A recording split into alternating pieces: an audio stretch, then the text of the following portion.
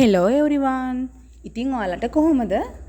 ඉතින් අද මම ලස්සන vlog එකක් අරගෙන එනවා ඔයගොල්ලොත් එක්ක බෙදා ගන්න. ඉතින් මම මේ vlog එකෙන් ඔයාලට කියලා දෙන්න හදන්නේ කොහොමද හරිම ලේසි විදිහට පාන් කොත්තුවක් හදාගන්නේ කියලා.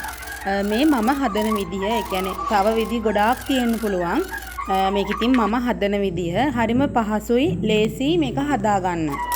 ඉතින් ඉස්සෙල්ලාම කැරට් මම කැරට් අලයක් ගත්තේ. ලොකු කැරට් අලයක් ගත්තා නම් හරි. කැරට් අලයක් අරගෙන හොඳට සුද්ධ කරගෙන ඒක හොඳින් සෝද ගන්න ඕනේ. ඊට පස්සේ මම ඒක ග්‍රේට් කරගෙන ඒක පැත්තකින් තියා ගන්නවා.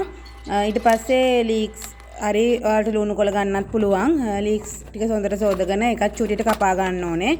ඊට පස්සේ මේ කොත්තුවට අවශ්‍ය සුදු ලුණු, ඉඟුරු, කරපිංචා, ලුණු වගේ දේවල් කපලා තියා ගන්න. ඊට පස්සේ මම මේකට මේන් ඉන්ග්‍රීඩියන්ට් එක විදියට ගන්න පාන් මම ගත්තේ සෑන්ඩ්විච් පාන්. ඉතින් ඒකෙනුත් පීසස් 6ක් විතර අරගෙන ඒකත් චූටි කෑලි වලට කපා ගන්නවා. ඉතින් ඔයගොල්ලන්ට ඒක කපා ගන්නත් පුළුවන්. එහෙමත් නැත්නම් ඔයගොල්ලන්ට අතින් කඩලා දාන්නත් පුළුවන්.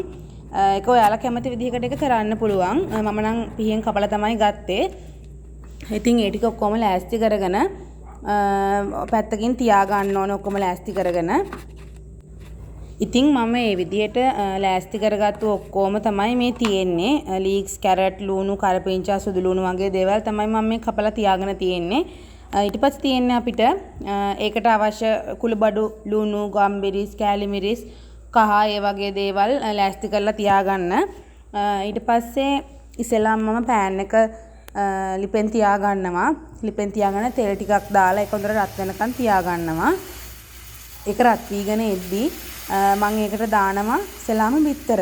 මම නම් මේකට ගත්තේ බිත්තරයක්. මොකද ඒලා ගෙදර තිබුණේ බිත්තරයක්.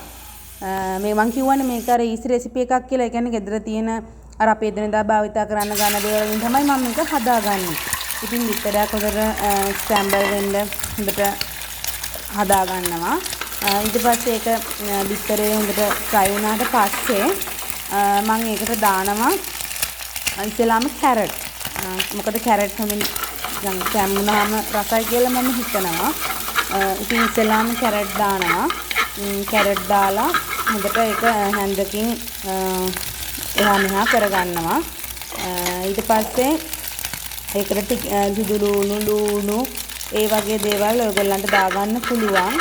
ඔයගොල්ලන්ට තව මේකට දාගන්න පුළුවන්. ඔයගොල්ලන්ට තව මොන හරි තියෙනවා නම් ඔය සෝස් වර්ගයක් එහෙම වුණත් ඔයාලට දාගන්න පුළුවන්. ඒක කිසිම ගැටලුවක් නැහැ. මේක මම හදන විදිය. මේක ඉස්සර රෙසිපි එකක් නේ.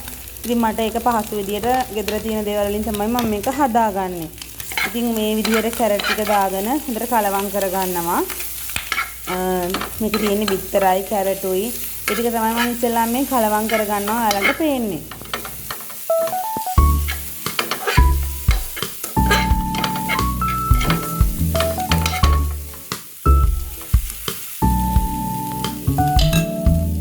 මේ විදිහට හොඳින් කලවම් කරගෙන ඊට පස්සේ අවශ්‍ය ප්‍රමාණයට ලුණු, ගම්බිරිස් ඒ වගේ දේවල් රස අනුව ඔයගොල්ලන්ට යොදා ගන්න පුළුවන්.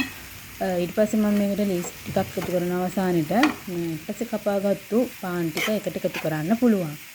ඊට පස්සේ හොඳින් මේ ආකාරයට කලවම් කරගෙන මෙන්න මේ විදිහට ඔයගොල්ලන්ට පිළිගන්නන්න පුළුවන්. ඉතින් මේ වගේ ඊසි රෙසිපි එකකින් ආයෙත් අපි හම්බෙමු. Thank you for watching.